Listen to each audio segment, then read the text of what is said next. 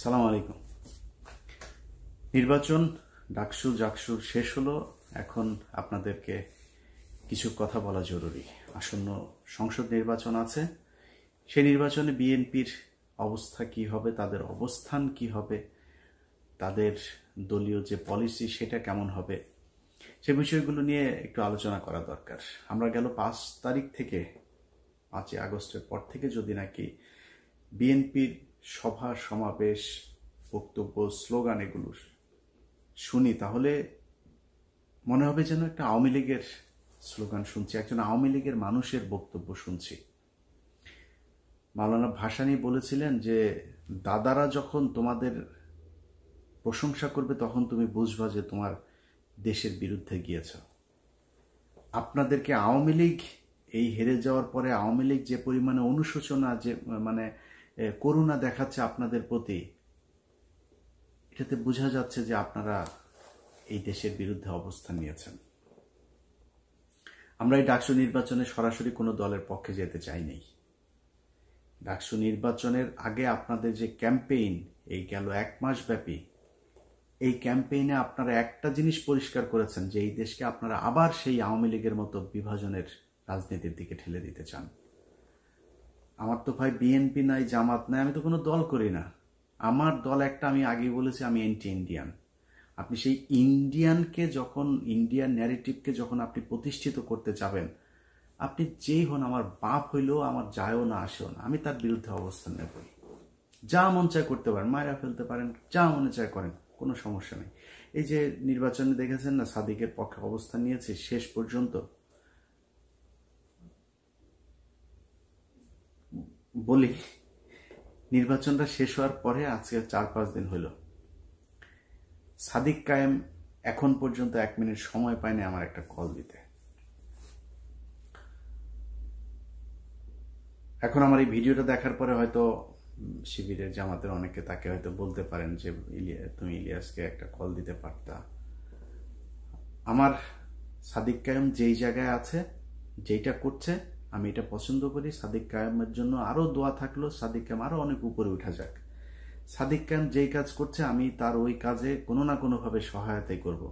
কিন্তু এই পৃথিবীতে যতদিন বেঁচে থাকবো, তার সাথে আমার জীবনে কোনোদিন কথা হবে না।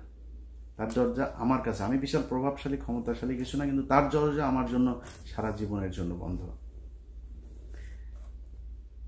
আমি জামাতের কাছ থেকে টাকা পয়সা নিয়া, শিবিরের কাছ থেকে টাকা পয়সা নিয়া তারপরে পক্ষে কথা বলিনি। এটা আমার শরীরের, এটা আমার রক্তের মধ্যে। আমি বললাম না যে আমার রক্তের গ্রুপ হচ্ছে ইন্ডিয়া নেগেটিভ।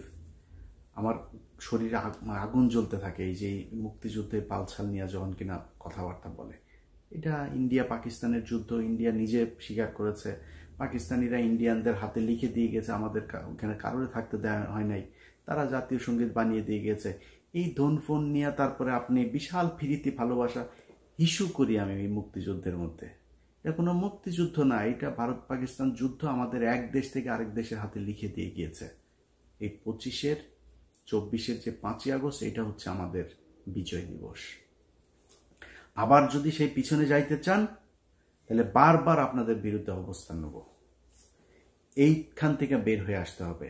আপনারা নির্বাচনগুলো থেকে মনে করেছিলাম শেখার চেষ্টা করছেন। নির্বাচনের পরের আপনাদের বড় বড় নেতাদের কিছু বক্তব্য শুনলাম, শুনে যেটা মনে হলো যে আপনারা সামনের নির্বাচনে, আসন্ন নির্বাচনেও আমাদেরকে ঠেলে দিচ্ছেন জামাতের দিকে।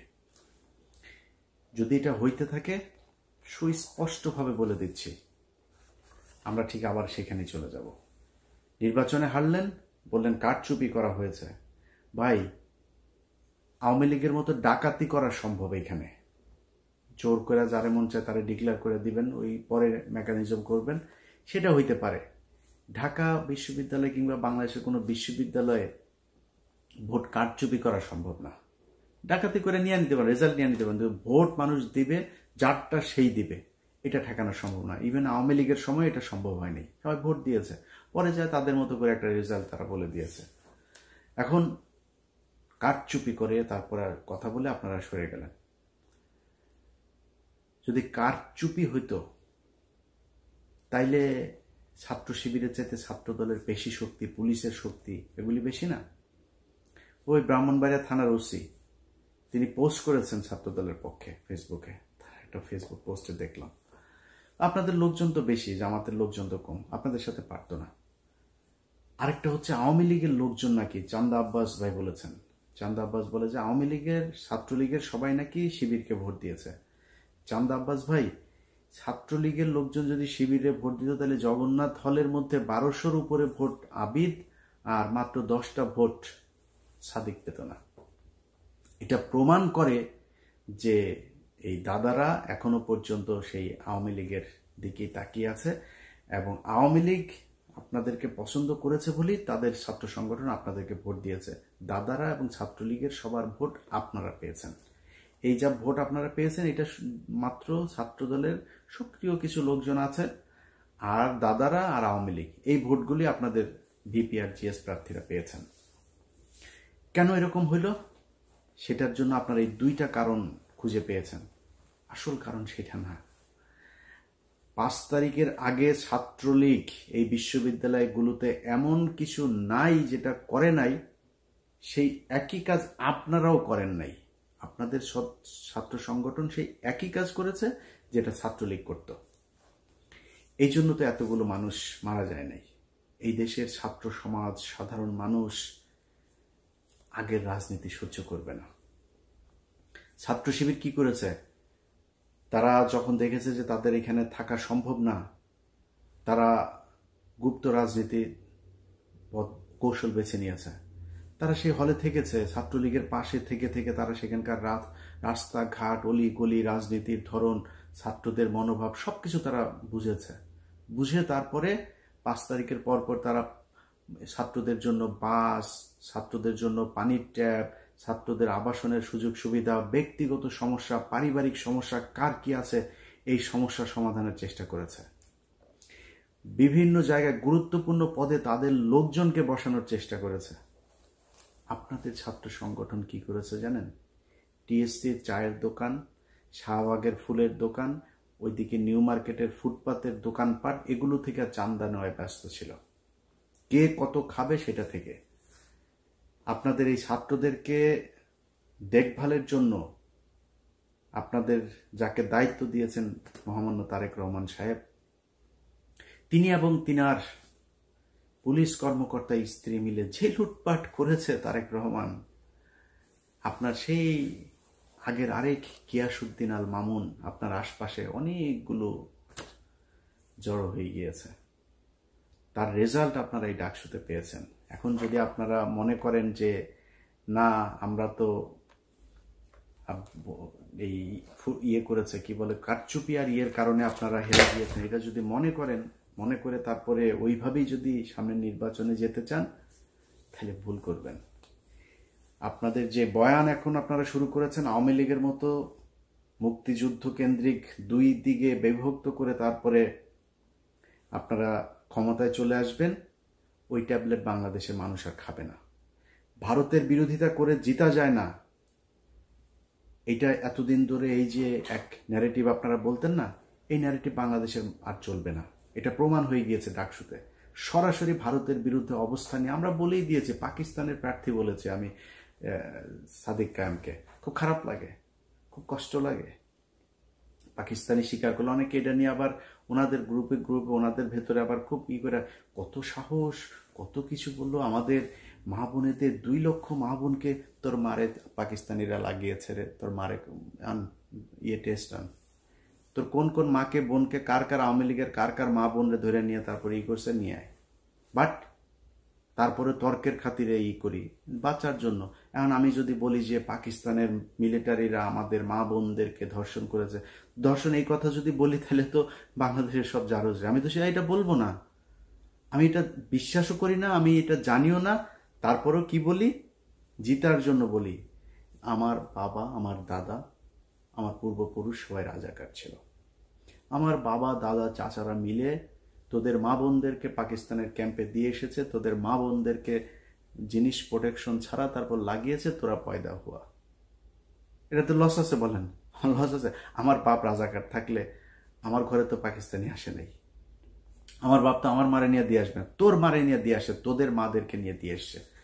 লাভজনক যেটা সেটা তো বলবে, লাভ কে না বুঝে। আমি লাভজনক জায়গায় আছি, এই কারণে মাঝে মধ্যে বলি খুব খারাপ লাগে, আরে বাবা পাকিস্তানি, আরে বেটা পাকিস্তানি, তুই যে মানুষের যে পাকিস্তানি রাজাকার বলিস, পাকিস্তানে যায় নাই কোনোদিন। পাকিস্তানের রাজাকার যাদের বলিস তারা যায় নাই, তোদের হিন্দুস্তানের রাজাকাররা সব এখন তাকে হিন্দুস্তানে আছে, সব ওইখানে গিয়ে আছে। সমস্যা হইলেই দৌড় দিয়া তোরা ওইখানে যাস সারা জীবন। তোরা হচ্ছে দাদাদের পয়দা।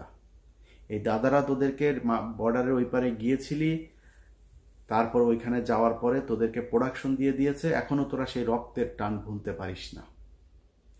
তো এই দাদাদের যেই রক্তের টানে যারা এই দেশে রাজনীতি করে তাদের সংখ্যা কিন্তু কম, খুব কম সংখ্যক লোকজন এই আপনাদেরকে ভোট দিতে পারবে, যাদের ভোট আপনারা নিতে চাচ্ছেন। এর বাইরে কিন্তু আর কারো ভোট পাবেন না। অতএব ওই ন্যারেটিভ থেকে আপনাকে বের হয়ে আসতে হবে। বিএনপি যদি মনে করে যে শুধুমাত্র আমরা আওয়ামী লীগের মতো এই পলিসি খাটায় তারপরে নির্বাচনে গিয়ে পাশ করে আসব, তাহলে বিএনপিকে মাথায় রাখতে হবে তাদের অবস্থা, তাদের ভবিষ্যৎ এই আওয়ামী লীগের যা হয়েছে সেই রকমই হবে। সিদ্ধান্ত আপনাদের, সিম্পল, খুবই সিম্পল ইকুয়েশন। যেটা আপনারা মেনে নিতে চান আপনাদের সিদ্ধান্ত, আপনারা যেদিকে যাবেন এবার যান। আমরা বাংলাদেশের মানুষ, আমরা যারা কিনা এই মুক্তিযুদ্ধের এইসব এই বয়ান টয়ান এগুলোর ব্যাপারে যাদের অ্যালার্জি আছে আমাদের, আমরা আপনাদের এই মুক্তিযুদ্ধ নিয়ে খুব কাজ করতে চাই। আমরা এখনো চাই মুক্তিযুদ্ধে কতজন মানুষ মারা গিয়েছে খুঁজে বার করেন, মুক্তিযুদ্ধে কতজন নারী ধর্ষিত হয়েছে, আদৌ হয়েছে কিনা সেটা খুঁজে বের করেন, কতজন রাজাকার ছিল, কারা মুক্তিযোদ্ধা ছিল, আদৌ কোনো মুক্তিযোদ্ধা ছিল কিনা এটা আমরা দেখতে চাই। ভারত আসলো, আসিয়া তারপরে আপনাদেরকে 13 দিনে যুদ্ধ করে দেশ দখল করে নিয়ে তারপরে আপনাদেরকে বললো এই নাও তোমরা স্বাধীন হয়েছ, আর তোমরা স্বাধীন হয়ে গেল। কিসের বালের স্বাধীনতা? এটার নাম স্বাধীনতা? একজন রাজনীতিবিদকে উঠায় নিয়ে চলে যায়, ট্রাইব্যুনালে সাক্ষী দিতে এসে সাক্ষীরে উঠায় নিয়ে চলে যায় ইন্ডিয়াতে, গুম করা হয়, খুন করা হয়, ভারতীয় বাহিনী সরাসরি এসে এই দেশে কিলিং করে দেওয়া যায়। এটার নাম বালের স্বাধীনতা রে। এরকম স্বাধীনতায় হিসু করি। তোদের কাছে এটা স্বাধীনতা মনে হইতে পারে, কারণ তোরা তো তোদের তো পয়দা করে দিছে, তোদের মাদেরকে লাগায় তারপরে তোদের পয়দা করে দিছে। এই জন্য তোরা মনে করিস তোদের জন্য ওইটাই তোদের দেশ। আমার দেশ তো ওইটা না। আমি পাকিস্তানিও না, হিন্দুস্তানিও না, আমি বাংলাদেশ চাই। যেই কারণে বাংলাদেশের পক্ষে কথা বলি। কোনো দেশের, আমার যদি এখন কোনো সমস্যা হয়, জাপানের সাথে আমেরিকার সমস্যা ছিল না, জাপানের সাথে এখন সবচাইতে মিত্র দেশ হয়েছে জাপান। আর পাকিস্তানের সাথে আমার সমস্যা ছিল, পাকিস্তানের সাথে আমরা আলাদা হয়ে গিয়েছি। পাকিস্তানের কাছ থেকে আমার এখন সুবিধা পেলে আমি নিব, পাকিস্তান আমার কাছ থেকে সুবিধা পাইলে নিবে। পাকিস্তান আর বাংলাদেশ দুই দেশের মানুষ মিলেও যদি কান্নাকাটি করে তাও কোনোদিন এই দুই দেশ এক হবে না। এরা কথায় কথায় পাকিস্তানি, এসব গাঁজাখুরি আলাপ বন্ধ করতে হবে। আপনাদের মূল দল যেটা আছে সেই দলের ডাকসু তো গেলই, তো ছাত্রদল তো তাও সেইভাবে ঢাকা বিশ্ববিদ্যালয়ের পোলাপানের কাছ থেকে তো আর চান্দা টান্দা নিতে পারে না। কিন্তু জাতীয় নির্বাচনে আপনাদের মূল বয়স্ক শয়তান যেগুলো আছে সেগুলো তো ইয়েতে যাবে, ওই নির্বাচনে অংশ নিবে। তারা সারা বাংলাদেশে এমন এক চাঁদাবাজের রাজত্ব তৈরি করেছে, এগুলো আমরা বললে আপনাদের কাছে খারাপ লাগবে, আমাদেরকে মনে হবে আমরা পাকিস্তানের লোক বলে তারপরে ট্যাগ দেওয়ার চেষ্টা করবেন। বাট এই ডিজাস্টার আসার আগে কথাগুলি একটু মাথায় রাখেন। যারা 2 দিনের এখন বিএনপি দাবি করে চামচামো করে তারা আপনাদের বিপদের দিনে থাকবে না। আমাদের মুখ থেকে কোনোদিন জিয়াউর রহমান, তারেক রহমান, খালেদা জিয়া, তাদেরকে না খারাপ সময় কোনোদিন খারাপ কথা বের হয়নি, তাদের মুখ থেকে বের হয়েছে। নাকে খত দিয়েছে, খত দিয়ে আওয়ামী লীগে যুক্ত হয়েছে। আবার আমরা যাইনি। আজকে যারা দৌড় দিয়ে গিয়ে চেয়ার নিয়ে বসেছে তারা দেশে যাইতো, আসতো, বিদেশে থেকেও তাদের সমস্যা হয়নি। কিন্তু আমরা কথাগুলি বলছি আপনাদের ভালোর জন্য। যদি মনে করেন নেয়ার মতো নিয়ে সেভাবে চলেন। যারা এই বুড়া শয়তানগুলো আপনাদের আছে, এগুলি যে সামনে নির্বাচনে যাবে, এলাকায় আপনাদের যে অবস্থা, যে ইমেজ, একটু খোঁজ নিয়ে দেখেন। আপনাদের যে পুলিশ টুলিশ গোয়েন্দা সংস্থা বিভিন্ন জায়গায় বসিয়েছেন, এগুলো তো সব আপনাদের নিজের লোক না, তো টাকা পয়সা নিয়ে আপনাদের লোকজনরা বসিয়ে দিয়েছে। এরা আপনাদের সত্যি তথ্যও জানাবে না, গোয়েন্দা তথ্য কি আসলে ওই খবরটাও আপনাদেরকে জানাবে না। যাই হোক, অনেক কথা বললাম। মূল কথা হচ্ছে যে বিএনপি ভাই, আমি এই নির্বাচনের পরে আমার এটা বললাম যে জামাতের আমিরের সাথেও কথা হয়েছিল, ডাকসু নির্বাচনের পরে। ওইখানে বিএনপির কোনো লোকজন ছিল না। আমি ওনাকে বলেছি যে ভাই, আমার মনে হয় এই মুহূর্তে বিএনপির ক্ষমতায় আসা উচিত। আমি ডাকসুতে আপনাদের পাশে ছিলাম, কিন্তু আমি জাতীয় নির্বাচনে আমি এখনো চাই বিএনপি ক্ষমতায় আসুক। কারণ এই যে একটা যেই সময়টা যাচ্ছে, এই সময়টাতে আন্তর্জাতিক বিশ্ব যেন আমাদেরকে ইসলামী কোনো ট্যাগ দিতে না পারে, এটার জন্য আমাদেরকে আসা উচিত। বিএনপির ক্ষমতায় আসুক। বিএনপি ভুলভাল করবে 5 বছর পরে, তারপর জামাত ক্ষমতায় আসুক। এই 5 বছরে বাংলাদেশ গুছিয়ে নেবে, এটা আমার বিশ্বাস। যে কারণে তাদের একটু ধৈর্য ধরে আমি বলেছি যে আপনারা, আমি চাই যে বিএনপি কে আসবে সেটা বাংলাদেশের মানুষ ডিসাইড করবো, এটা আমার কিছু না। কিন্তু আমার যদি এখন বিএনপি যদি মনে করে যে আমাদের মতো করে চলবে, তাহলে বিএনপির পক্ষে থাকবো। আর যদি বিএনপি মনে করে সেই আওয়ামী লীগের মতো ইন্ডিয়ার কথা শুনে তারপরে ক্ষমতায় আসবে, ভাই, ইন্ডিয়ার বিরুদ্ধে যায় ক্ষমতায় আসা যায় না, এই কথা এখন আর বাংলাদেশের মানুষ খেলবে না। আপনাদের বিশ্বাস করা উচিত। অতএব আপনারা ফিরে আসেন, ফিরে এসে তারপরে জনগণ যেটা চায় সেটা মেনে নেন, জনগণের মতো করে চলেন, জনগণের ভোট অবশ্যই আপনারা পাবেন। আবারও বলছি, সামনের নির্বাচনে আমরা চাই বিএনপি সঠিক পথে থাকুক এবং বিএনপি নির্বাচিত হয়ে এই দেশের রাষ্ট্রীয় ক্ষমতায় আসুক। আল্লাহ হাফেজ।